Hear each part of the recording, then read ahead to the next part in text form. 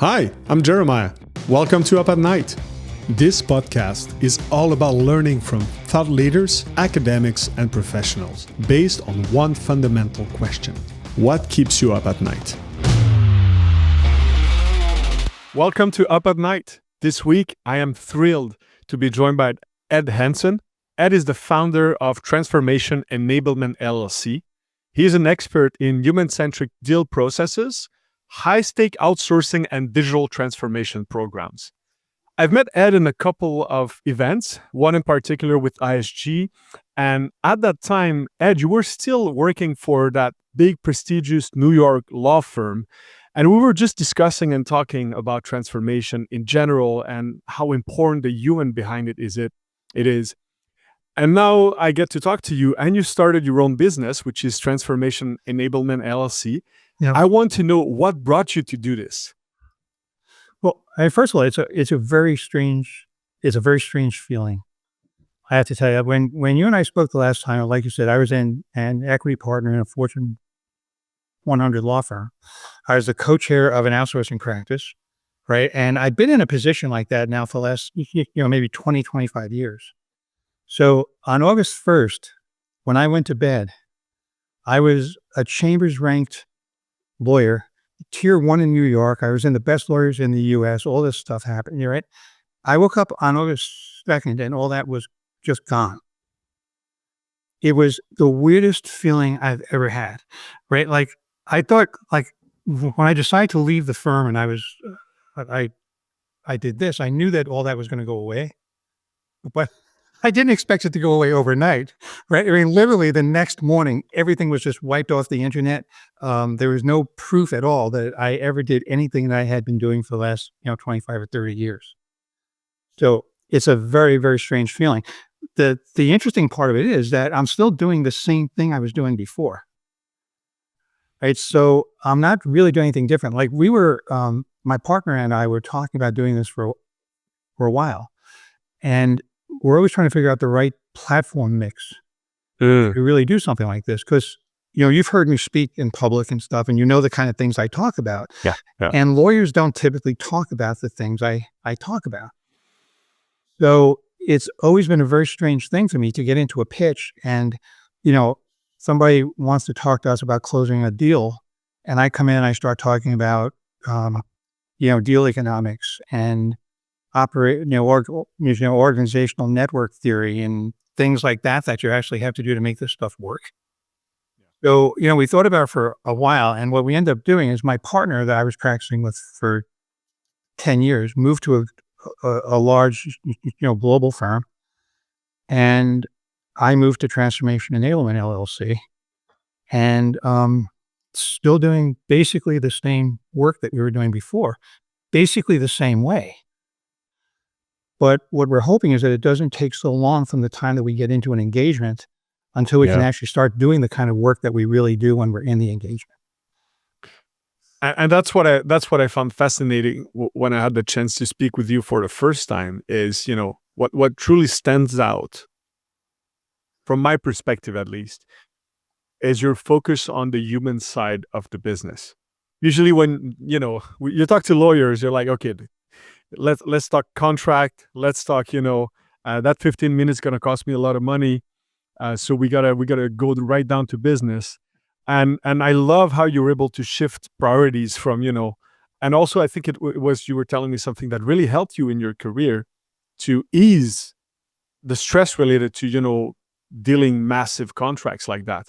So going from that financial reward to human connection, and how it impacts your work now.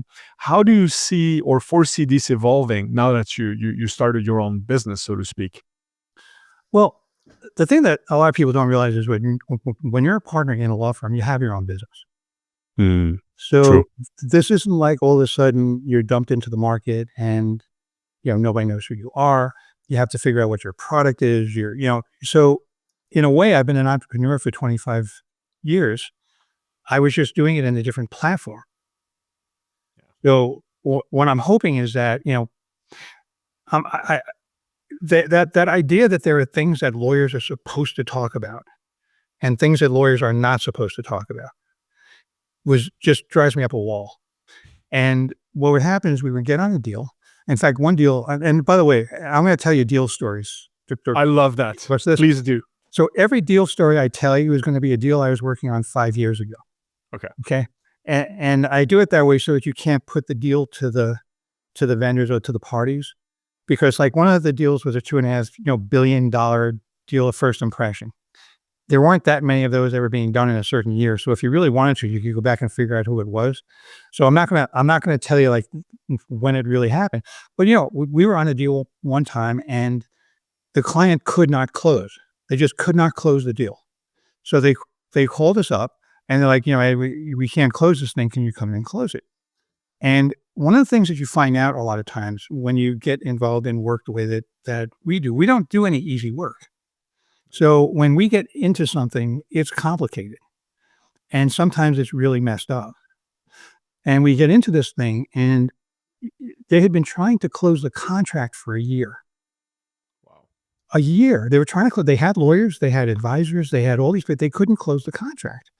And when we got into this thing, we started to ask questions, started to talk to them. What we realized is they couldn't close the deal because they shouldn't close the deal.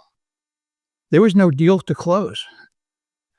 And the vendor was in their books. The vendor was on premises. I mean, they were already sharing all kinds of information. So there isn't any transaction leverage, anymore. And you walk into something like this and you're like, what do we do? Well, we're in this meeting and something that's interesting about when you get called into a situation like this is you can get called in to lead a negotiation, right? Which is what happened here. Like they called me in to lead the negotiation. They called me and my partner in to close the deal. So lead the negotiation and get a contract done.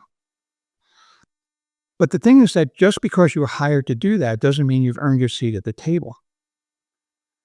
All right. True. So you're walking into a pre-existing ecosystem. And if you start walking into this thing, you're like, okay, I'm here now. I'm here. I'm going to fix this. You become immediately, people start to resist you. You're a threat. Yeah. Yeah. Including your own client, by the way. So, Oh, wow. right. Because they got themselves into this mess. So what you find is you walk into this thing and nobody wants to talk to you. So you don't come in with the idea that I'm going to save this deal. You come into this with the idea that you're going to work your way into this ecosystem that's already in existence, and you're going to try to start to add value. As you start to add value, people start to pay attention. You start to earn your seat at the table. We had not earned our seat at the table yet, but the guy that was leading the negotiation wanted us to help him, because he didn't know what to do. So what you do in a situation like this is you script out what you're going to do at the table that day. You try to figure out how you're going to approach something. You try to make good opportunities happen, things like that. And we walked into this meeting and the client, really, really, really, really smart guy. But the client says, I'm really excited about what we're going to be doing today because today we're going to be doing the work that will actually determine how we're going to do this going forward. The other side attacked him to the point where he couldn't talk anymore. Wow.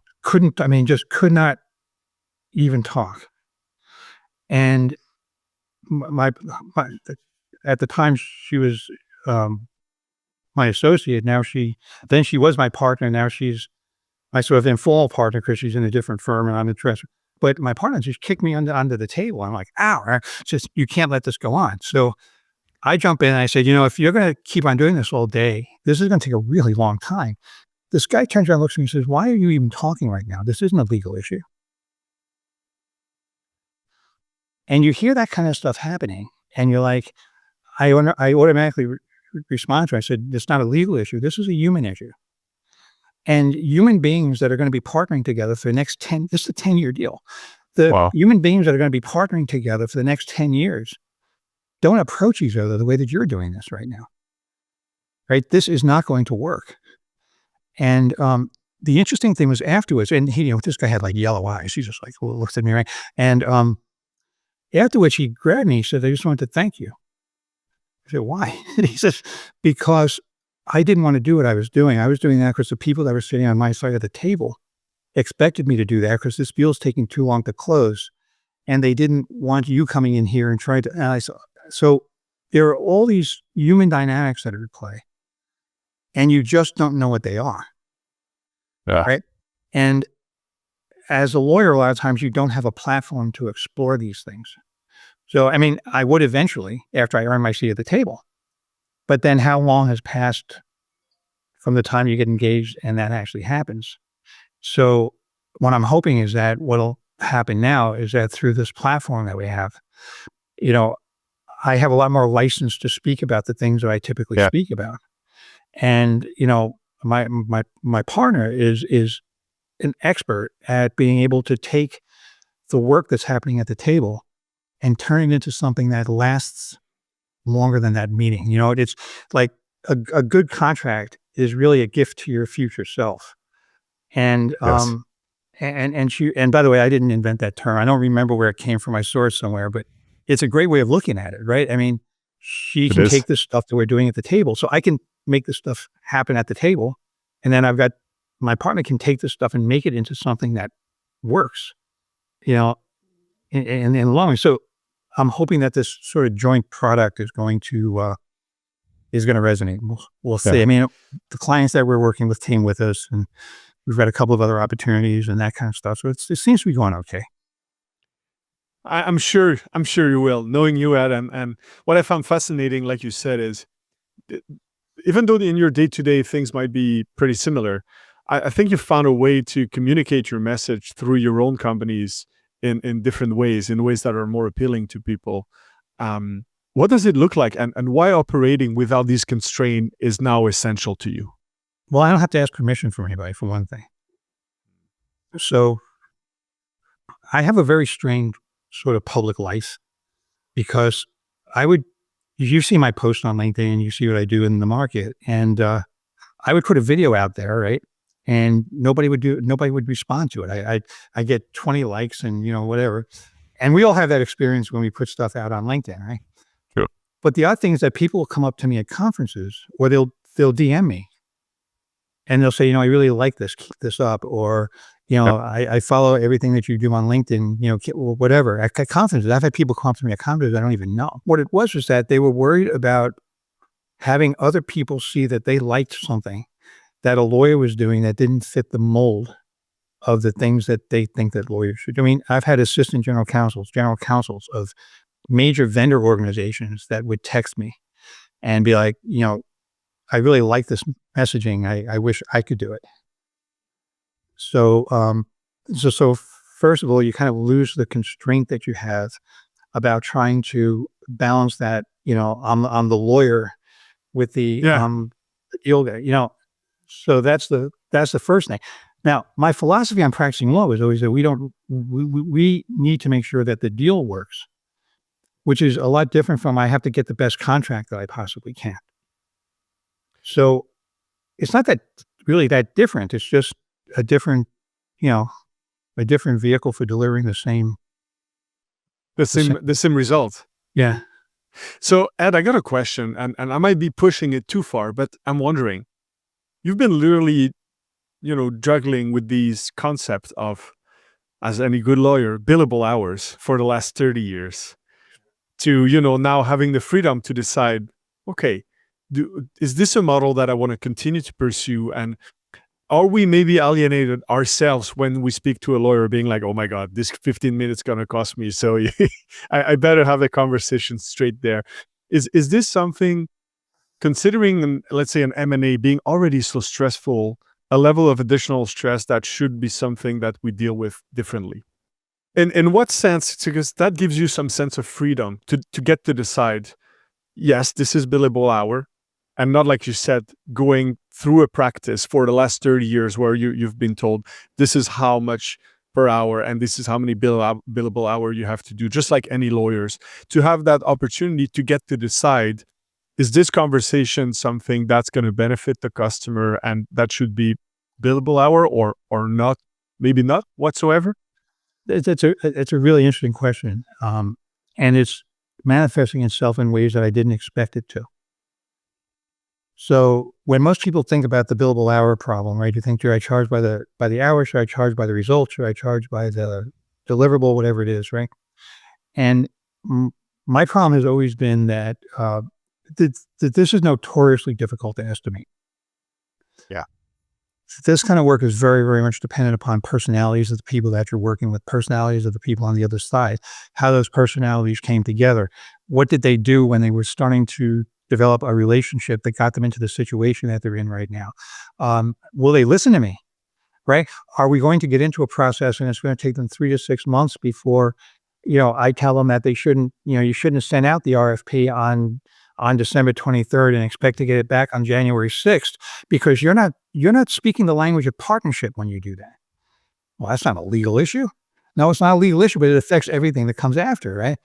So it's notoriously difficult to predict. However, what I'm doing things that I didn't really think of before, like I'll suggest to a client that they engage me before they need to use me. Yeah. And the reason for that is that, and I'll tell them, you can invite me into your meetings. I'm not going to charge you until it's time to start to engage. So when you're in your planning meetings, when you're having your internal discussions about things, I'm happy to sit in on those. I can charge you for that. It's an hour here and an hour there. I don't have partners right now that are looking at my productivity, right? So I can do things like that. And what that does is it takes the pressure off of me because the thing you don't realize is that it's a lot of pressure on the lawyer to be perceived as adding value from the moment that you show up somewhere. If you remember the conversation we just had about that other deal, the worst thing that I could have done is walk into that deal and start to add value right away. Yeah. Right? That's true. Because if I did that, the amount of resistance that I would have incurred would have been tremendous.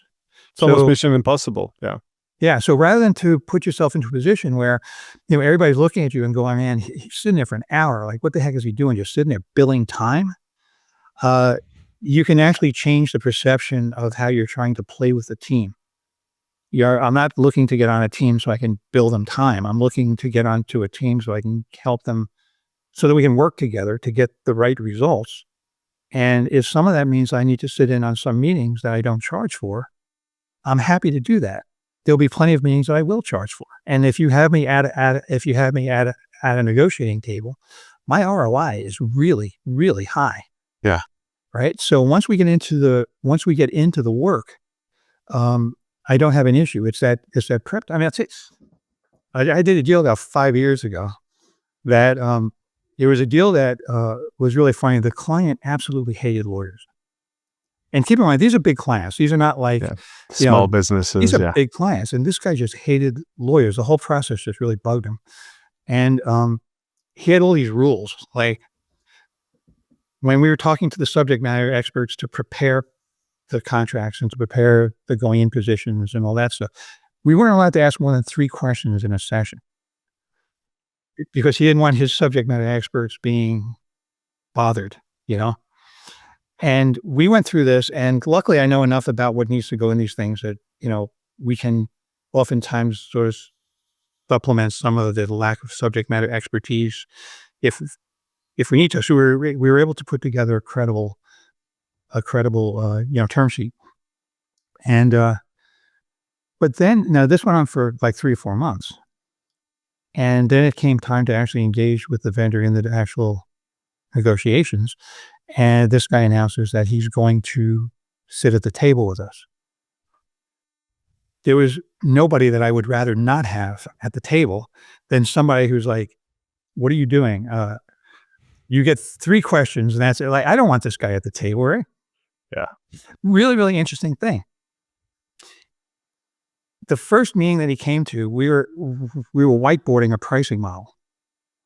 Okay, so one of the things that you really want to do when you do transformational work is you want to make sure that the delivery model and the pricing actually works together the right way, because if it doesn't, we were actually whiteboarding a pricing model and mapping it back to the delivery model. You want to do that, right? It's a very difficult discussion a lot of times to have with a vendor because they're used to doing something a certain way for years.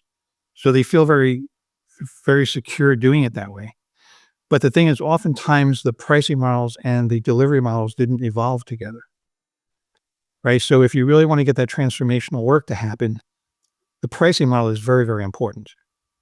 But we're whiteboarding this thing, and he walks into the room, and everybody's like sitting there like laughing. Not at him, by the way, but we were sitting there and we were having a genuinely decent time doing this. Because honestly, if you do this right, think about how cool this is, right? Yeah. You're looking at a model that's been in place for maybe 10, 15 years. And you're looking at this going, you guys want to improve this? Do you want to get this so that it actually is really fit for purpose? And then you sit there and you start working with each other. And the collaboration is huge, right? That feeling of collaboration, that feeling of taking the pricing model and making the pricing model the enemy that you and the other side are trying to beat. Really, really powerful. So we're there and we're making jokes because you have to have things like fractional FTEs and that kind of stuff. So it's like what part, the ear, the nose, what part of the FTE do you want? Yeah, you can make some jokes about this kind of stuff. And he walks in, he goes, huh, this is a good sign. Yes, it is. And he sat there and he started to work with us. Right. Wow. So he joined in the discussion and he's like, I want to do this too. And he started to join the discussion and he was laughing and he was enjoying himself and his subject matter experts were right in there with us. And at the end of the day, this guy became a very, very close friend. Wow. And a really good client. And what happened? He saw it work the way it's supposed to work. But by the time we're at that point, there was no discussion about what our billable rates were. There was no discussion about the amount of time we were taking. Okay, by the time you get to that point, you can see what the ROI is on the investment that you're making, both in time and in money. You don't see that at the beginning. I think you're expressing something that I just had a flash, which is I will call it the qualitative element of the energy in the room. Not how much energy, those people are energetic and well rested. No, but what is their mood? Is it gloomy? Are they waiting for you to give you a beating? Or like you said, are they in a good mood? Are they having a good time? So that you can lead the conversation with a positive mindset. And that makes a world of difference, I'm sure. Well, yeah, and it's not like you're goofing around. No. I mean, this isn't, you're not, I'm expensive. You're not paying me to go in there and do comedy. But the thing is that, and it's not always, by the way, just having fun and laughing and that kind of stuff. There's a situation, there's a dynamic in the room that you create when you have honest to God's psychological safety in the meeting. And you might think that that's sort of it's counterintuitive to what most people think about when you think about a negotiator, right? Yeah. Having that psychologically safe environment where people can get their concerns on the table without getting killed, but more importantly, where you act on those concerns and you don't punish them for it. Because a lot of people think they're creating psychologically safe environments, and what they actually wind up doing inadvertently is they end up trapping the other guys in their truth. It's like if you have a child who talks to you and they're like, Dad, this guy's a drug dealer and this other one is and then they say, and they're having a party Friday night, and you turn around and say, well, you can't go, right? What you just did is you used their confidence in you against them. And the thing is that if they're confident in you, a lot of times, like my daughter was like that, she'd call me up, no matter what's going on. Like she'd call me, Dad, this is getting, could you come and get me? She could tell me anything. Wow. And she knew that I wasn't going to hold it against her. Well, a lot of times negotiations work the same way. So remember that this kind of work is a different economic model than what most people are used to. Okay, so for anybody that's like listening to this, and this is just like, it seems like a nice guy, he's kind of funny or whatever it is. Not that I think you think I'm a nice guy or that you think I'm funny, but just in case that's the impression I'm making, there's actual economic theory that backs up the reason we do this like this. So this isn't like it's fun. It turns out that there's a whole body of economics called incomplete contract economics, Nobel Prize winning work. You can look it up. You can use a Google machine and you can Google it and you'll find the scholarly articles and all this other stuff. But these contracts just don't work the same way that normal contracts work. The reason for that is that that you're going to, the the execution of a contract and a transformational deal is a destructive event. It's not Yeah. something, it's not a constructive event, because what happens is that when you're working on the pre-execution phase of one of these deals, you have a lot of transaction leverage. Yes. What happens when you sign the contract is that the transaction leverage actually flips, Yeah. because now the other guy has your operations, right? Your dreams and your aspirations are now in the hands of somebody else. I, you know what? I love that, because this is a question I want to ask for our audience, and be prepared, because you're not ready for it, guys, if you're listening. There's going to be two outcomes at some point for 99% of you listening out there if you have a business, as small as or as big it is. You're going to go belly up, or someone's bigger than you is going to buy you. And at this point, a guy like Ed will be sitting either with you or in front of you, and you will have to negotiate the terms and the story as to how this is going to turn out for you and your organization. So, Ed, let me ask you a question. A lot of entrepreneurs are not they're foreseeing an exit, but they don't really understand that, there's a lot more than just an LOI and a couple of meetings with lawyers. What would be the single most important elements to consider, knowing that these two situations are most likely going to happen? So hopefully the people who are listening to you will be acquired or will eventually grow big enough to acquire. What are the single most important elements to consider? So first of all, that's actually not my space. I have to be honest with you. So I Okay. don't represent entrepreneurs. I don't do anything corporate at all. Everything that I do is in the transformational technology space. So I just want to put that out there. Okay. That being said, I've done a number of M&A, M&A type work where the parties are basically combining for energies, and they think that 1 + 1 = 10, and that kind of stuff. Represent a lot of companies where where they've actually grown by acquisition, and then you Yeah. find Yeah. all these cultures that are in this company, and they have to, and there is a general, I'm not going to call it a rule, but there's a general way of thinking about this, I think, that applies just universally. And it is basically, are you the kind of person that you want to do business with? It's amazing to me, unless you have a tremendous amount of market presence, right? You have a tremendous amount of just natural leverage. Maybe you're a $25 trillion company that's looking to acquire, Transformation Enablement LLC. I have a lot of leverage, right?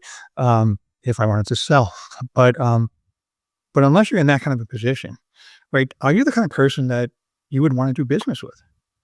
What kind of reputation you have in the market? What was your what kind of goodwill are you leaving? Not just with your customers, but with the other people that you have to depend upon to do business, right? If you're in the business of basically screwing your suppliers, if you're in the business of killing your supply, you can kill your supply chain, and everything works out okay until something happens, right? Yeah. Look at COVID. True. Look at what happened during COVID, right? What you found during COVID is that the people that didn't kill their vendors, that didn't treat their vendors poorly, they actually had good business relationships with people, they did fine. Because at that point, you're out of the contract, right? You're not in the contract at that point, you're into the relationship. And that really makes a difference. Because I think there's no bigger test in terms of transformation than to have to, create a symbiotic mix between an organization that is alien to you and whoever is absorbed within this organization. So that's why I was wondering, my guess is after a company get acquired, this is probably where a lot of transformation management needs to happen. And like you said, there's so many organizations that are growing through either M&A or through absorbing different, organization. And that brings often a lot of changes because it's often the desire, right? Well, that's what I was curious about that. look, if you look at companies that have grown by acquisition, and you have this, you're going to implement something like an ERP system or something like that. Yeah. A lot of times the reason that people do that kind of work is so that they can bring the cultures together and they can bring various ways Yeah. of working together so they can basically get the synergies that they were looking for, the process improvements and all of that. The problem is that you have people that are dug in and, you know, and you have an interesting problem in that situation because it's a very complicated environment. It's not only complicated between you and the vendor, whoever it is who's going to partner with you to basically help you do the work that you need to do, but it's very complicated between you and your constituents, Mm. right? And there's so much like we could do hours on this because this is such a fascinating topic. You know, and we're seeing it now with AI. I mean, anything that basically has this kind of, transformative effect, you see the same things. And that is that, when if you think about how often you hear, people, process, and technology, right? In that Mm. order, people, process, and technology. So you have to put the people first. The thing that a lot of people don't realize about putting people first is you have to put all the people first, not just the people on the receiving end of the change, right? So that's why a lot of this stuff just doesn't work. You think about the Doesn't work. leadership. You tend to forget about the leadership. Well, the leaders are people too. And they're going through a lot of the same stuff that the people that are on the receiving end of the transformation are going through. If you founded a company, right, you know how hard it is to give up control to a professional manager. Right. Everybody I know who's grown a company has gone through that $30 million place, right, where they need to really take it and get a professional manager in Yeah. to basically Yeah. do To this. delegate properly. Yeah. It's hard, It's really and hard. like in a big company, you may have a person who's been running a process line for years. You may have somebody who's going to retire who ends up getting this job. So what ends up happening is you have like the executive sponsors, and then you have the people that actually lead the transformation. The thing is that the people who are leading the transformation often aren't the ones who believe in it. And that's a mistake. Huge mistake because it's not a communication exercise. That's why I call the company transformation enablement, because the idea behind this is to put the pieces in place that enable the transformation to happen. Do you know how many times I'll get into something and I'll say to the guy that's leading it, why are you doing this? And the response is, because John said I have to do it. John went to a conference, John's a CFO and John went to a conference and heard the president of such and such a company speak. And guess what? They talked and they decided that this was something they had. And this person who's leading the transformation now isn't the person who wants the transformation at all. So somebody else wants the transformation. That guy never even really articulated it very well to the person who's leading it. So you go into this exercise, what do you think your failure rates are going to be? Extremely high, most likely. Yeah. Yeah, and this happens a lot. So what ends up happening is the executive sponsor becomes just a pain in the neck, and the person who's leading it becomes a super project manager. And that's not what you're really looking for, right? What you're really looking for is that person who's going to be on the ground working with the teams, getting them to get excited about what they're doing because there's a vision. You don't look at this and say, my goal here is I want to go through a procurement process.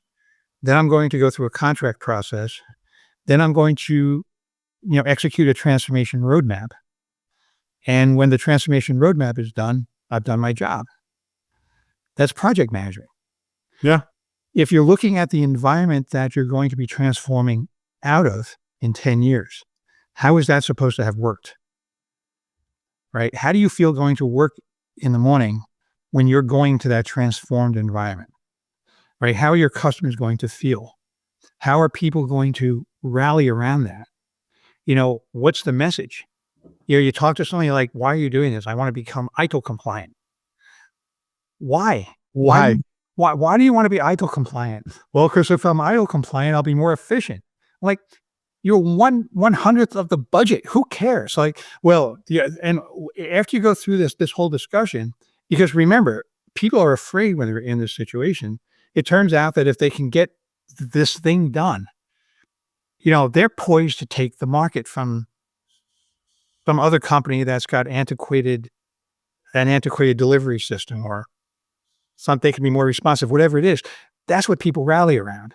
They don't rally around becoming ITIL compliant, right? But if you have a transformation leader who's basically a project manager, they're just pushing you to complete the next milestone.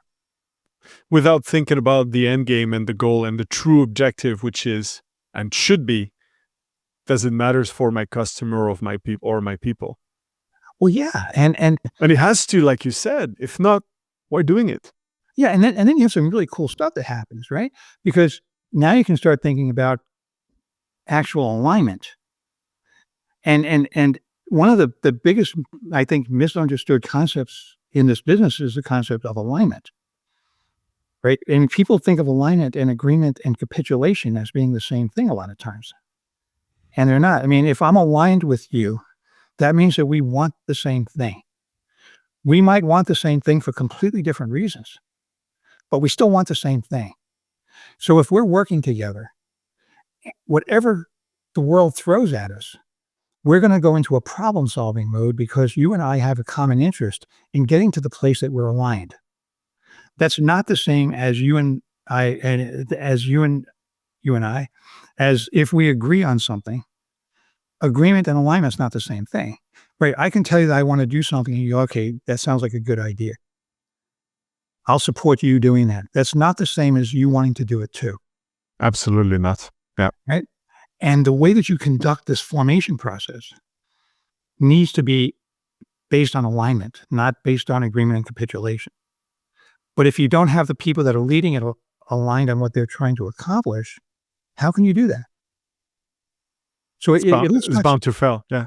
Yeah. So it all starts like way back before you ever contact a consultant or a lawyer or the procurement guys or anything. I mean, it's such a fascinating, it's such a fascinating area.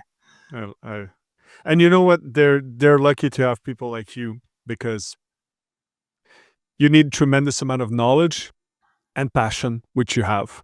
And that's what I rarely see in the field of transformation management in general, to a point where the term transformation management is under assault, right?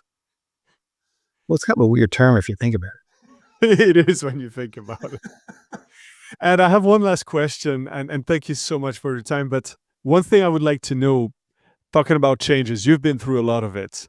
Is there something that keeps you up at night these days? Is there something that's it could be personal, can be work related, that you're thinking about and grappling with and you're working on at the moment? Yeah. Though honestly, I actually think about this a lot. The one thing that I don't know if it keeps me up at night, but it bothers me is I've got this concept that I refer to as transformation theater,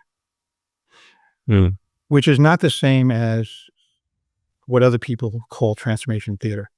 My version of transformation theater is where you can look like you're doing a lot of work, but you're really not. You look like you're going down the right track, but you're really not. But what you do feel is really busy, right? So there are a whole bunch of cognitive biases when you're going to be doing this kind of work that impact how you are, how you're seeing your place in the world. And one of the first things that a lot of people do is they go out and they hire people who impose their point of view on them. And that's very comfortable. But that's what leads to things like getting into something where there's really no deal there, or the announcements were made in a way that don't really, help. Or so the thing that I think about a lot is with the advent of platforms like LinkedIn, anybody can read anything. They can make a video where they're happy because we're putting people first or whatever it is. But this is a skill. This isn't a market position, right? This is actually something that you have to know how to do. First of all, there are people who do this naturally. But it's not that you can't develop it. You just have to know that you have to develop something, right? So if you think that active listening is just a matter of shutting up while somebody else is talking, and paying attention to them, but you're not contributing to the conversation, that's not going to help you that much.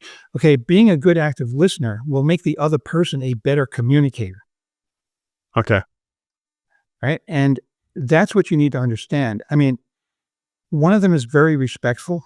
Like, I can sit here and I can listen to you talk, and I'm very respectful because I'm not interrupting you. But you're not going to be any better because I sat here and I listened to you just talk. You're going to get better when I start to ask you questions, when I'm curious about something, and you'll start to feel like I really care about it. That will inspire you to give me more information, to get deeper into what you know. This is much more, it's much more than just, you know, you have 2 ears and 1 mouth because you're supposed to be, listening twice as much as you're talking. I mean, Yeah. this stuff doesn't lend itself very well to things But like that. it's not necessarily natural. Like you said, it's on the polite side, but is it truly beneficial for the other party? Sometimes it isn't.